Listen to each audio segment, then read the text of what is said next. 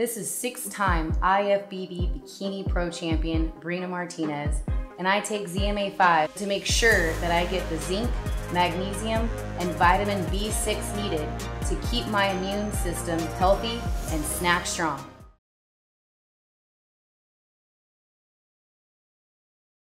How excited are you to finally get that big name in the welterweight division? Well, I'm very excited. You know, I've been calling for these fights, these type of fights, before I was even in the 147 division. Right after, I won my undisputed title at junior welterweight, I was calling for the number one guys in the welterweight division, the Keith Thurmans, the Danny Garcias, and everybody else's. But Porter is a top welterweight in his own right, and he's been in the ring with all the top welterweights. So I'm looking forward to it. When we had Shawn on the call on Wednesday, he said that he thought that Jose Benavidez gave you the most difficult fight. Maybe not that the scores were close or anything, but just from a subtle standpoint, maybe some nuances that, maybe people wouldn't pick up on. I'm just wondering, from your perspective, who do you think has given you the most difficult fight of your career, either in the welterweight division or any other division? Well, like I said, Jose Benavidez is a talented fighter. He was perceived to be the next superstar in boxing. I take my hats off to Benavidez. He did what he did. Fight night. He's a very good counterpuncher. He's tall. He's long. He's rangy. Let's not say when they sparred, what happened when he sparred Jose Benavidez. So he personally know how good Jose Benavidez is because he shared the ring with him as well. So was that recently that you're referring to? No, not recently. I don't know if they've sparred recently. I'm just saying in the past they sparred. So, he knows. Okay. There's one other question for you. Obviously, Kyron Davis was one of your main sparring partners for this fight, and he has a huge fight on short notice tomorrow night against David Benavidez. I'm just wondering what your perspective is on his chances in that fight. Well, I just wish him the best. Hope he go out there and do what he intends to do, and may the best man win. Listen, Terence, I'm happy that you finally got this big fight in the welterweight division that you have wanted, but it's certainly no secret that your original target was to get a unification with Errol Spence Jr. You have this fight now, of course, but can you speak to if there's any disappointment in not getting Errol Spence, at least not yet, and is it something that you would still strive for in the future? Well, listen, man, I've been calling for that fight for a long time now. That fight is behind me, and the only fight that I'm focused and worried about is Shawn Porter. All them other fights can come in the near future if the opportunity presents itself. So when you look at Porter, it seems to me anyway, like maybe he doesn't do anything great, but he really pretty much does everything very well. When you break down the videos of him or you watch him or you talk to Bomac about him, what are the things that you talk about as far as believing that are the best attributes that Shawn Porter brings to this fight that you have to neutralize? Well, nothing really. We already know what Shawn Porter brings to the table, so we never have them type of conversations. We just prepare for what I need to sharpen up. So when Shawn Porter does what he does, we ready and, we willing to, walk through fire to get that victory.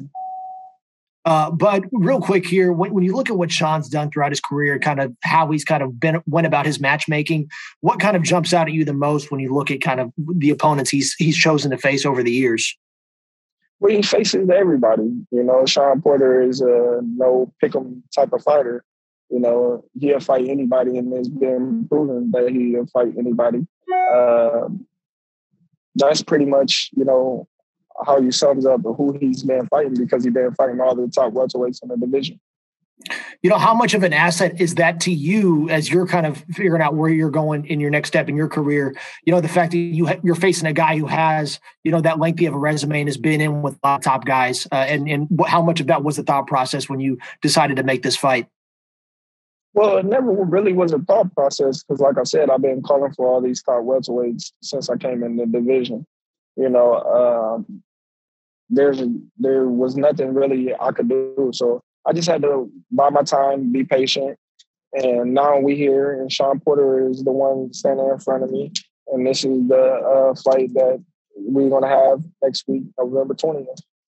So you have been undefeated thus far in your career. So simple question, what do you want your legacy to be? Well, I just want to be remembered as one of the great, fighters that's put on the gloves. I want to be remembered for my skills, my ability to adapt to any opponent in the fashion that that I've been winning. I want to be remembered as one of the greats and remembered as, one of the greats to adjust, when people look at, the things that I do in the ring, they can say, oh, well, I can pick that up. I can pick this up. And this is the reason why he's one of the greats, Terence, Porter said his legacy is on the line in this fight. Now, obviously, yours is pretty cemented and already done with, but your welterweight legacy is the one that gets criticized. Do you think if you lose this fight, that the same goes for you? Not at all. Shawn Porter is a tremendous talent, but ain't no ifs. I'm not going to lose this fight. I'm going in this fight, and I'm going to win this fight. And if it's already. Sorry, we lost you there for a second. Bob, they were touching upon legacy. Terence was touching upon legacy. I mean, what for Terence's sake, when he wins this fight or if he wins this fight, how does that enhance his legacy? And what do you, how do you sort of put him in there with all the great welterweights that you've promoted up in the 80s with the Four Kings through the 90s and early 2000s with guys like Oscar? Well, the welterweight division has always been a division populated with great fighters. There was Leonard, Hearns, Duran, Donald Curry was a great welterweight in his time. There's just been so many. Oscar, Trinidad. Terence would have been competitive with all of them. Really would. He's a tremendous boxer puncher. He has the skills set that they all had. And it is what it is because you cannot pick the era that you're fighting in. You're born at a certain time. You start fighting professionally at a certain time. But for this era, clearly, Terence Crawford, in my mind, is heads and shoulders above any other fighters in his division, below, or maybe also above. Hey, Terence. A while back, Shawn had said that you guys had this deep friendship and there was kind of this agreement that you guys really didn't want to fight each other. And he said that, he reached out to you on several occasions and a lot of those, calls or texts went not returned by yourself. Is there any animosity on your side towards Shawn, or can you speak a little bit about that? No, there's definitely no animosity on my side. Like when Shawn called, we times about the thought of fighting each other, and it was agreed upon both of us that it would be on our terms.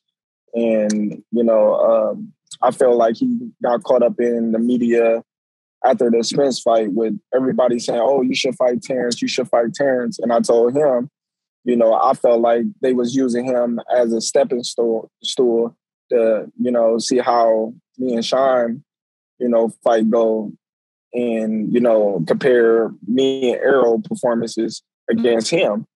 And at that time, I was already in talk with Manny Pacquiao to fight Manny Pacquiao. So I told him that, I got something on the table. And if that fight doesn't happen, then, of course, me and you can fight if that's what you really want to do. And the Manny Pacquiao fight didn't happen. So we here now. Bob, Terence touched, there's been talks about the deal and everything. Can you talk a little bit about how easily or not easily this deal with TGB Promotions, PBC, and Team Porter, and how that came to fruition after, as Terence said, the Pacquiao fight fell through. Oh, really? It goes back to the Fury Wilder. Both companies saw that we could really work well together, so they greenlighted Porter, and it was easy to put the fight together.